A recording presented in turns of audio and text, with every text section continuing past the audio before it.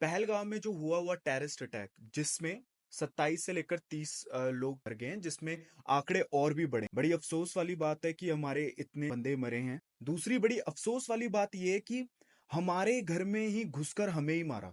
जो कि सोचने वाली बात है कि जो पुलवामा अटैक हुआ, उसके बाद जो सबसे बड़ा कांड हुआ वो ये हुआ, पुलवामा गांव वाला। और एक बड़ी अजीब वाली बात है इसमें कि इस बार उन लोगों ने, किसी ने भी ये नहीं आपसे पूछा कि आपकी जाति क्या है, मतलब आप राजपूत हो या आप जाट हो, गुजर हो। उन्होंने कुछ नहीं पूछा।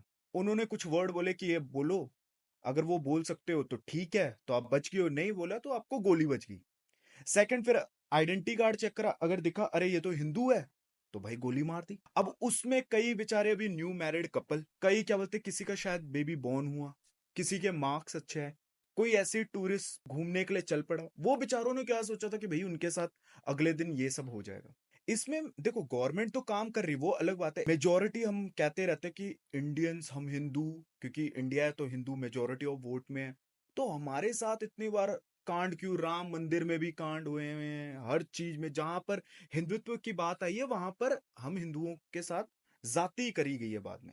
सोशल मीडिया में मैं देख रहा हूं, क्योंकि एक साल पहले ना सोशल मीडिया में कोई एक लय चली हुई थी बड़ी अच्छी, कि लोकेशन दे दे रहे थे, फिर उसके बाद बंदे का फोन नंबर से पता कर लेते थे बंदा कहाँ पर है, क्या है, कौन है वो बंदा एक्चुअल।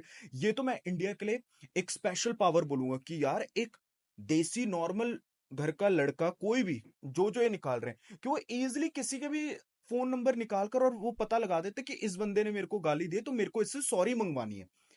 तो भी मैं उन सब लोगों का देख रहा था वीडियो, सब लोगों ने बस यही कहा कि यार हमें अफसोस है कि ये चीज हुई। बिल्कुल ये अच्छी बात भी है, ऐसी बात नहीं है, इसका विरोध करना चाहिए। कैंडल यात्रा, एक तो कैंडल यात्रा मेरे को आज तक नहीं पता चल रही है लिटरली हमारे हिंदू धर्म में।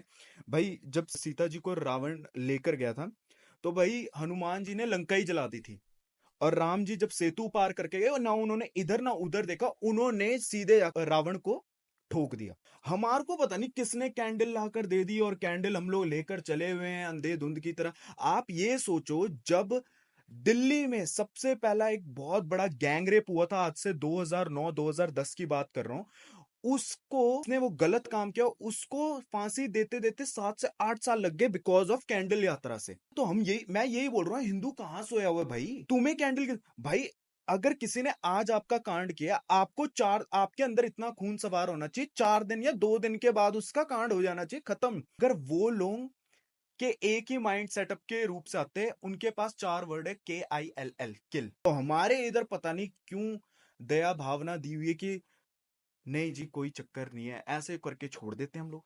तो अभी मैं वही देख रहा था, तो उन सारे सोशल मीडिया में अभी तक कोई भी ऐसा निकल के नहीं है जिसने ये बोला होगा अच्छा इसने करा, भाई इसकी लोकेशन लोकेशन मैं लब लूंगा और मैं जाकर कांड कराऊंगा। जैसे पहले बोलते थे 12 घंटे में ना, ये पहले एक वीडियो डाल देंगे, 12 घंटे में ये लड़का अब सॉरी मांग कर दिखाएगा, अगले 4 घंटे 2 घंटे में उसका पता निकाल देते थे, चौथे घंटे में उसके पास पहुंच जाते थे, 5वें घंटे में उस बंदे की सॉरी की वीडियो आ जाती थी आपके इंस्टाग्राम में, और सारे लोग खुश, अरे नहीं ये भाई तो बहुत अच्छा है, ये भाई तो वो है। पर अब कहाँ है ये ये चीज मेन है इस टाइम। और मैं तो इस टाइम इन सबको बोलता हूँ कि अगर आपको उभर के बाहर आना है तो भाई इनका निकालो ना, एड्रेस निकालो। आप जब सबके एड्रेस निकाल सकते हो, आप सबके पास पहुंच के सॉरी मांग सकते हो, तो इनका एड्रेस निकालो, पहुंचो और मारो, और बल्कि दिखाओ, अब देशभक्ति दिखाओ। यहाँ पर देशभक्ति चाहिए। मुझे इस चीज का अफसोस है कि हम अभी भी सोए हुए हैं। हम लोग हिंदू हिंदू धर्म जो है ना, वो हमेशा एक चीज करता रहता है, सहानुभूति, हमेशा, कि कोई चक्कर नहीं जी, रब है जी हमारा, कोई चक्कर नहीं, कोई चक्कर नहीं। कृष्ण जी ने भी ये चीज जरूर कही है, जब आपके साथ जो बंदा जैसा करता है उसको वैसा उसी टाइम मुड़कर दे दो।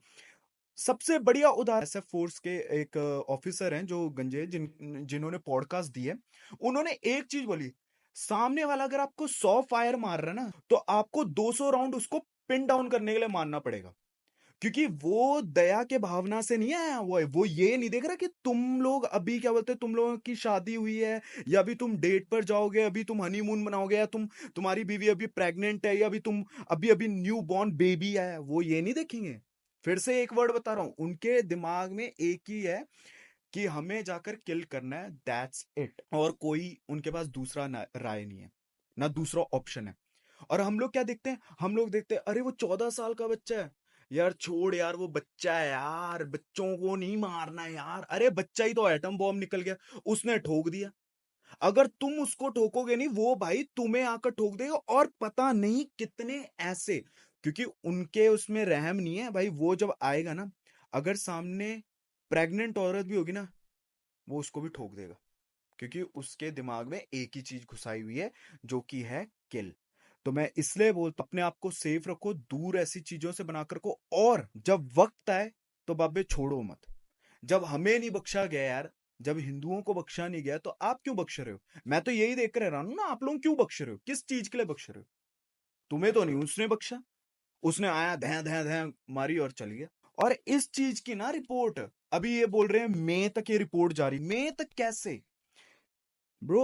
एक ही फंडा है, आज मारा, अगले 48-72 घंटे के अंदर अंदर खत्म। मैं मतलब इस चीज को बयान नहीं कर सकता। मतलब जब भी अब मैं इंस्टाग्राम स्क्रॉल कर रहा हूं ना, एवरी डे वो जो उन माओं की आवाज सुन रहा हूं मैं, मतलब रोने की। और फिर उसके बाद जो उनकी बीवियां, जिसके सामने मार दी, जिसने बोला यार मेरे को भी मार दे, तो उसको बोल रहे कि भाई तू अपने गवर्नमेंट को बता रहे, गवर्नमेंट को पता चल जाएगा भाई, ऐसी बात नहीं है।